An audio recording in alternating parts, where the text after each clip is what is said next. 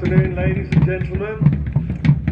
Welcome to Detling, and in this particular instance, a display of a Civil War skirmish, given the numbers, presented by the English Civil War Society. I'm going to take you back now to 1648, which led up to the Battle of Maidstone. What you see here is the Royalist army retreating towards Maidstone, having been defeated at the Stone Bridge at Northfleet. They are aware that they're probably going to be pursued by the parliamentarians. So they're preparing to stand to give those soldiers in Maidstone time to prepare their defences, particularly earthworks. Now, I'd said 1648, you may think I thought the Civil War started earlier than that. Actually, there were three not quite separate civil wars. The first went from 1642 to 1646. The last battle was at Stowe, and the last Royalist army was destroyed, subsequent to which King Charles surrendered himself to the Scots. In Christmas of 1647, as a consequence of parliamentarian ordinances effectively to prohibit Christmas, no plum puddings or nativity pies, there was something in the nature of a riot, which then was subsequently suppressed, and the rioters put on trial. And this trial took place in May 1648. Consequently, this was followed by another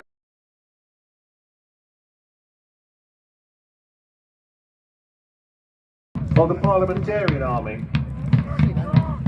I say advance guard because we know there's a much larger parliamentarian force under Sir Thomas Fairfax approaching. We don't know how far away, we don't know how long it'll be before they arrive. So to begin with, we have cavalry acting as scouts, and one unfortunate thing about the parliamentarian force is because they're just an advance party, they do not have their ammunition train with them, so are liable to run out of powder, in which case they really will have no option but to retire. You think you'd have seen me? And I made you a little bloke. Yeah. Now, on a small scale, you actually see the typical formation of the Civil War army. Cavalry on the flank. Oh, you might have to give me a right and then right up and musket in the middle.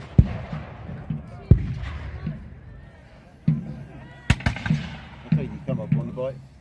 Yeah. Yeah, it's alright actually. So the parliamentarian artillery has started. Artillery was probably more effective in terms of upsetting the morale of those troops who faced it. It was very expensive because powder, they used a large amount of powder. Oh yeah, good. Yeah, don't bother. And were not that accurate. They were more effective close range with something called case shot, which is the land equivalent of naval grape shot. Got an engine in there and a shell. Again, it would act like an enormous shotgun. They always lose when they come out. I'll try with this time. So the process of loading a musket, I don't know how much you can see in front of you, the process of loading a musket, complicated. It took a lot of training to get people to do it in large numbers without blowing their heads off. But you prime the pan with a small amount of powder. that powder, when lit, goes into the touch hole, which then sets off the charge. So you prime the pan, you then take the cartridge, which you bite off. And some of you may know that was one of the issues that eventually caused the engine mutiny, because the sepoys would, there was propaganda that the grease used was from either cattle or pigs. So you bite off the top of the cartridge, you pour the powder down the barrel, you stuff the paper on the cartridge. You notice cartridge and paper. This is where we get cartridge paper from. So then the ball, a lead ball weighing about an ounce, initially quite a loose fit. Over the course of the battle, the barrel will become increasingly clogged up with black powder, and it will become harder to put the barrel, to get the ball down the barrel with the, now, you might think ramrod, we call them scouring sticks. We have wooden ones for the simple reason they're less likely to skewer someone than a metal one.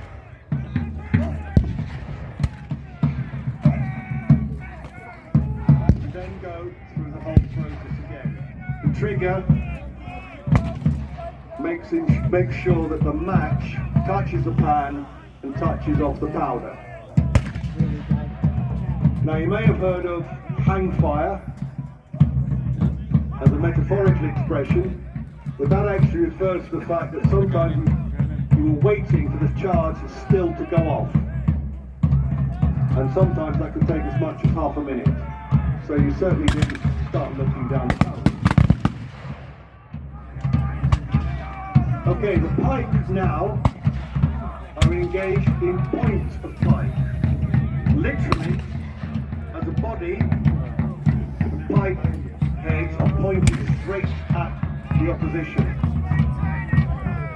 For obvious reasons, we're not trying too hard. There's turncoat. Literally, this is where the expression turncoat comes from. So initially that regiment was in blue, and now they're turning the colour of their coats to indicate that they are no longer that regiment, that have changed sides. This is where the expression turncoat comes from.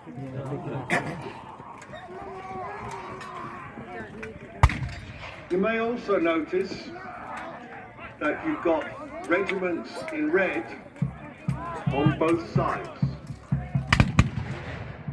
This was not unusual.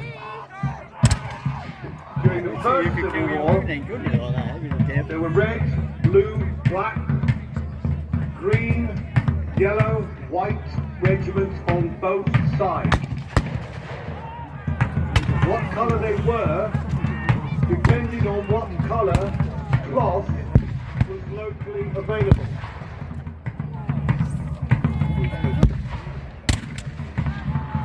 We're not going to get anything with them all sticking up the air. So, for example, the regiment with white coats, literally this was undyed wool. And famously, the regiment of white coats, these white coats, were the last royalist regiment standing at Master Moor, and they refused to surrender and were wiped out to a man. If ever you're up in Leeds to go to the Royal Armoury, one of the films there is of the Battle of Master Moor, and you can see precisely that event. Now you'll notice musketeers don't do well against cavalry. This is why this body of shot should really have kept closer to the fight.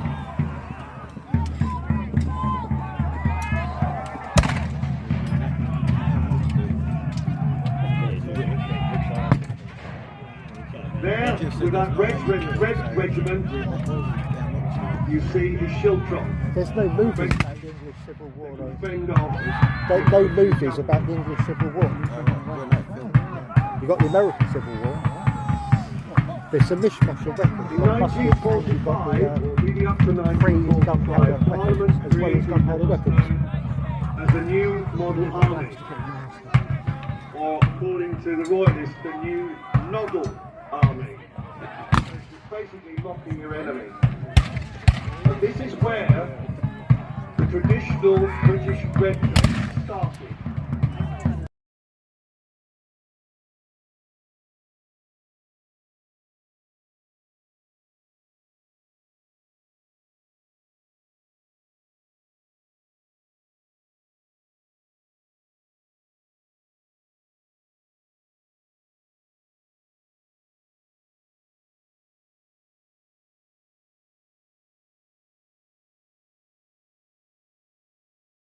Into England.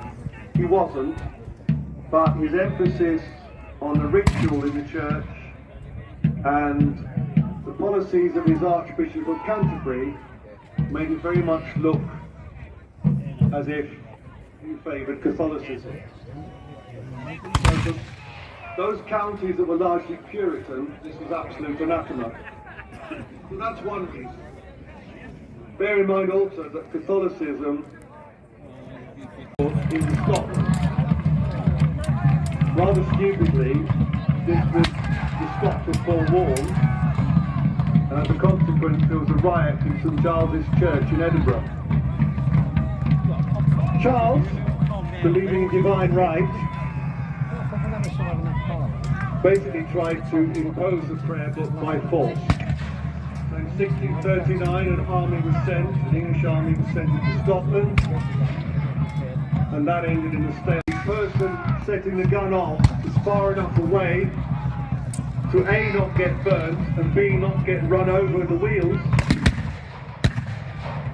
with the recoil. Now, if you watch closely now, they are now scouring out the barrel to get rid of any debris, and also anything that has, as it were, encrusted inside the barrel. They then introduce a wet sponge, again to expunge any embers which may be still lurking there. They then introduce a dry sponge,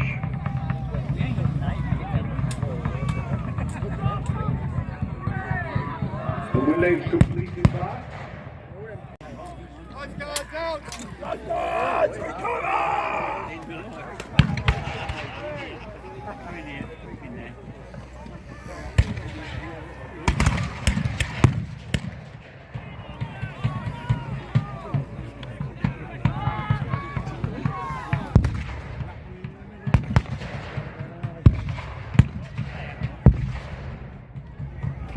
subsequent to events here, when the main part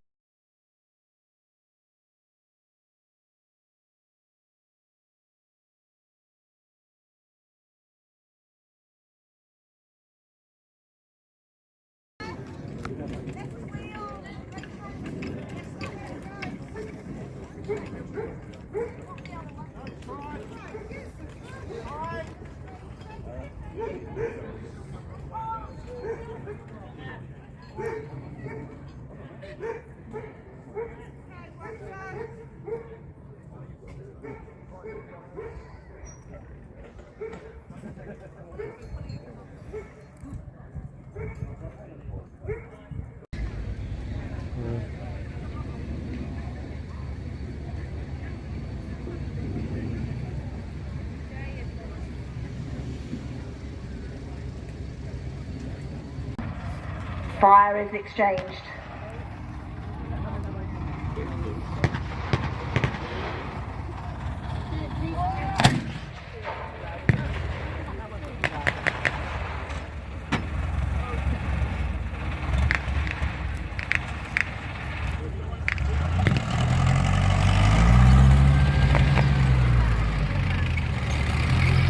The Allied troops return fire from their rifles, but the pack gun is a massive weapon.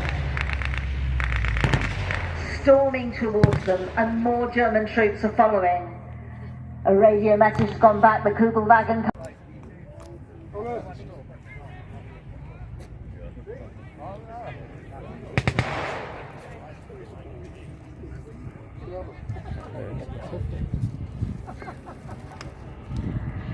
The Allies are quickly recovering from their shock. Reinforcements arrive, and the commander of the advance force quickly assesses the situation. Communications flows fast as new plans are put into motion. The urgency is clear. Maintaining the momentum of the advance inland is critical.